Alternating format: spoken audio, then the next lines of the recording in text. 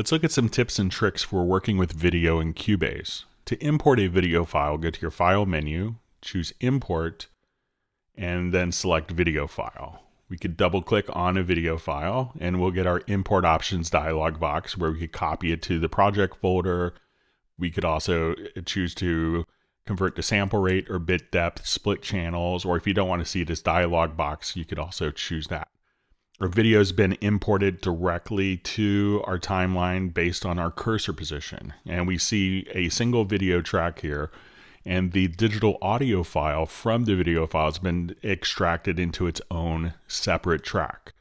While Cubase has a single video track, you could have multiple video files within a project, just placing them at different time positions. Many times we would want to keep these two files linked, the extracted audio and the video file. So if they get accidentally adjusted, what we want to do is we could select the audio and the video file, go to the edit menu and choose to group. We could also hit Control or Command G, and as we move either element, we'll just automatically keep those two linked together. I'll move my video to the top. And let's go ahead and move the audio file, and I'll mute that temporarily. And when we look at our video thumbnail, we could see different scenes going across the timeline. If I don't want to see the thumbnail, I could click here. But we also notice that there is an error message indicating that we have a frame rate mismatch. To resolve this, go to your project menu to Project Setup. We could use the Get Frame Rate from Video option and hit OK.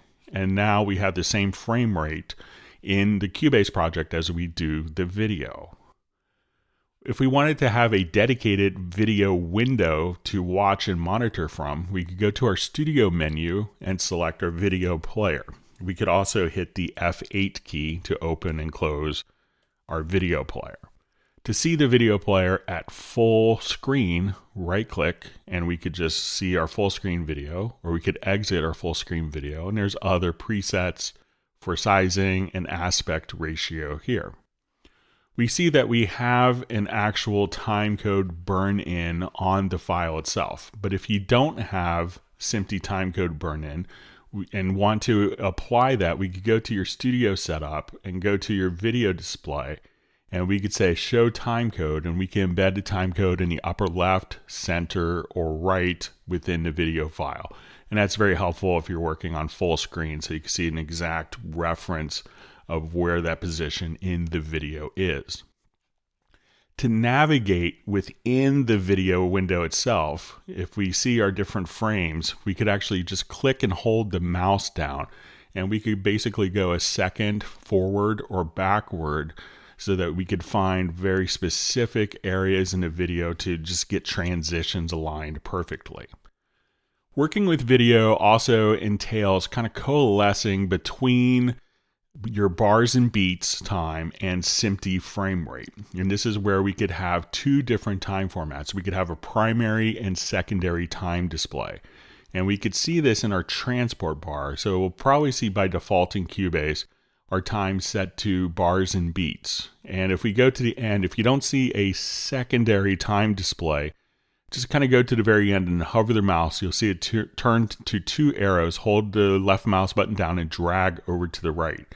And now we could just toggle back and forth and say we want to see our timecode position as our secondary display.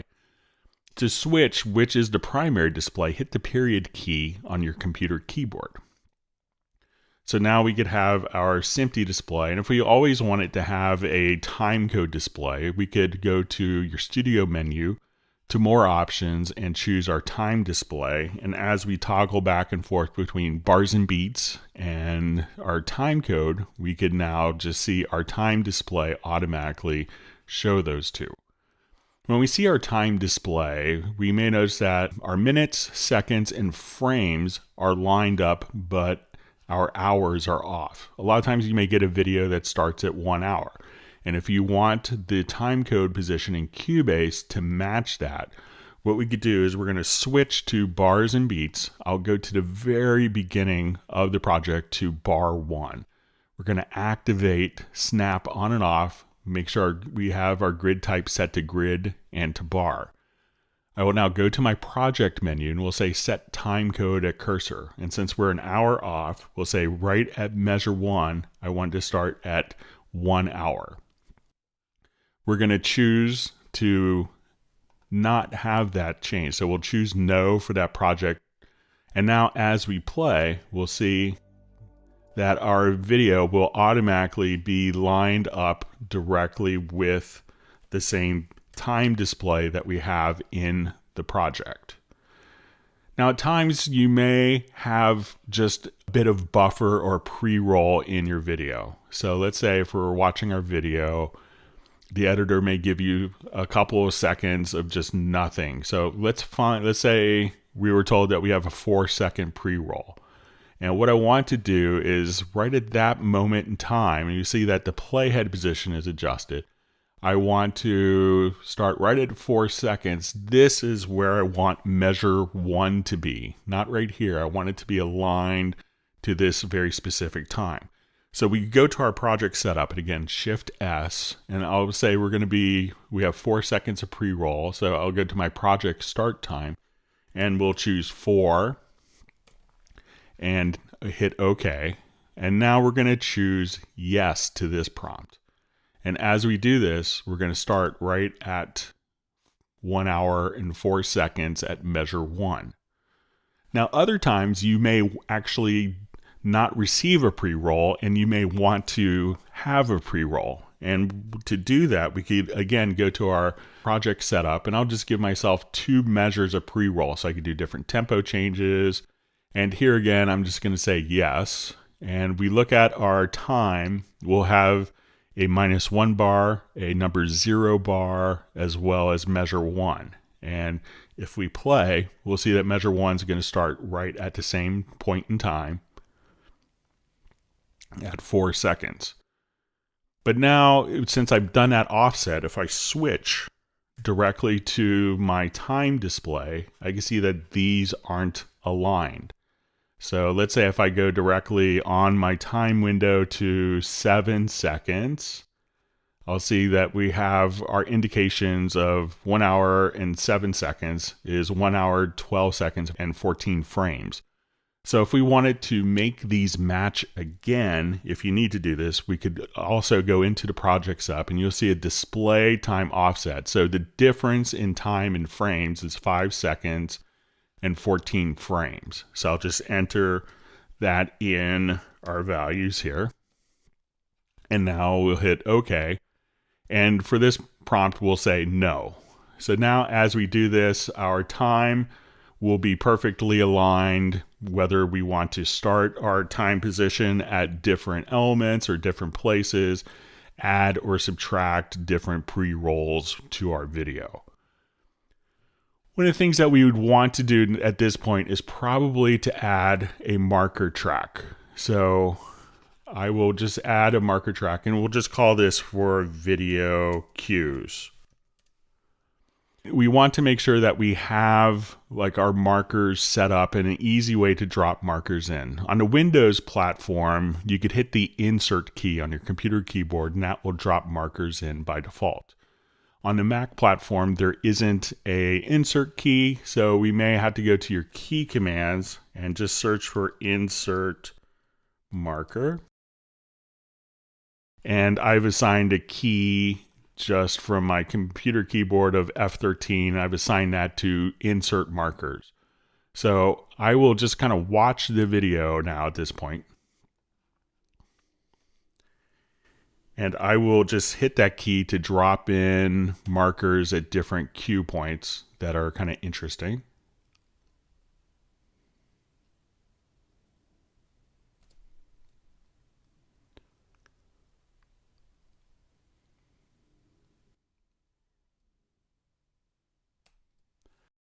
Okay, so we've dropped some markers in, and what we want to do is to make sure that these markers are perfectly aligned. Sometimes, if we're dealing with 30 frames a second, you may not get it exactly on the frame.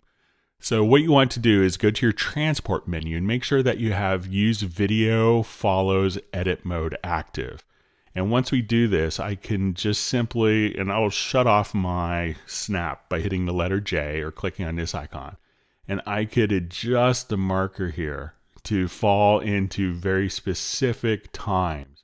So I can say I want this marker to start right after this scene, or where we see those mallards there. And if I want a specific number of bars between these, what we want to be able to do is to add a tempo track. Now, the tempo track can affect a lot of different things based upon whether it's going to be in musical mode or linear mode. Elements in tracks that are in musical mode will base their timing position based on the bar and beat. Elements that are in linear mode will base it based upon the SMPTE timecode value.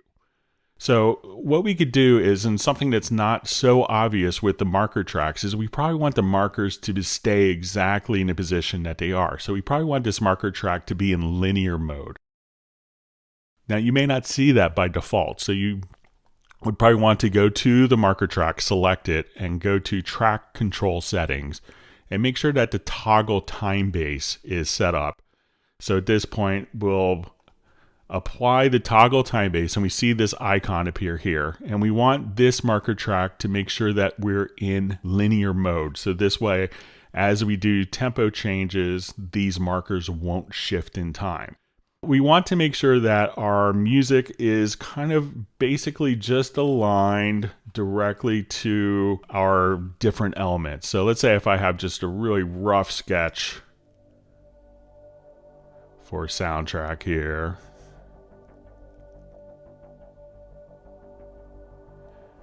And I wanted this to be aligned musically, where I needed this entire phrase to right up to here to be exactly 8 bars. So I need measure 9 to end up here. So what I want to do is we'll go to what we call our time warp tool. And this will allow us to say measure 9 falls right here at this particular moment in time. Measure 1 we want to fall here. And as we make these adjustments, it is putting in different tempo changes so that we could align our different elements. So if I have a marker set here and I wanted measure 15 to end right here, or measure 21, we could just adjust our timing changes based on our different visual references.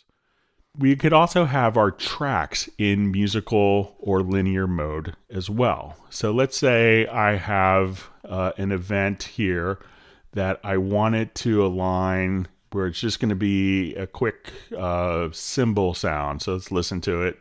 And this may not make sense initially, but we'll listen to it.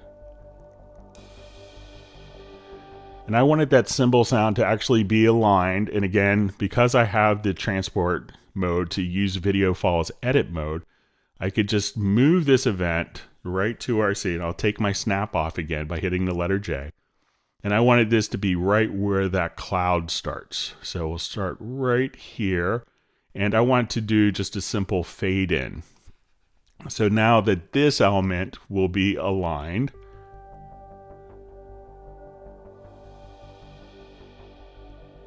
so that will be aligned to the visual cue.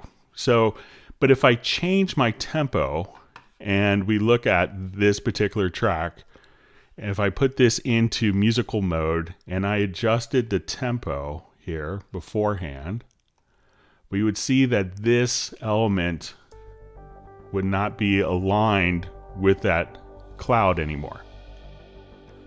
So if I always wanted that element to be aligned to that moment in time, what I would do is, again, place that into linear mode. So now as I would adjust different tempo values here, that cue, that audio, would automatically align with that time code position to line up with that cloud in the video. So once again, we could place elements in time, or we could place them directly to align with different visual references. So if I double click on a MIDI part, and let's say I have my snap turned off, we could also just move the start of MIDI notes directly to a visual reference as well. So you can see that this is going to be really helpful for just getting a particular note at a scene change if you wanted to, and easily have it lined up. Now, after doing a lot of work, one of the problems, the age-old dilemmas of working with video is that you will eventually have an edit on a video side that's out of your control. So let's say we get a note from the video crew or director saying we cut out this particular scene. And let's say we had, a number of different tempo changes. I had video information, I had MIDI, I had markers. I'll just hold down my Command Shift or Control Shift on Windows, and I will globally select this range. So this scene has been deleted entirely from the project. And what I want to do, instead of waiting for the video to be recut, I will come over here to my edit and go to range, and we're going to just delete time. So what that did was to delete the video, MIDI, audio, tempo, and marker information. So we'll undo that and redo.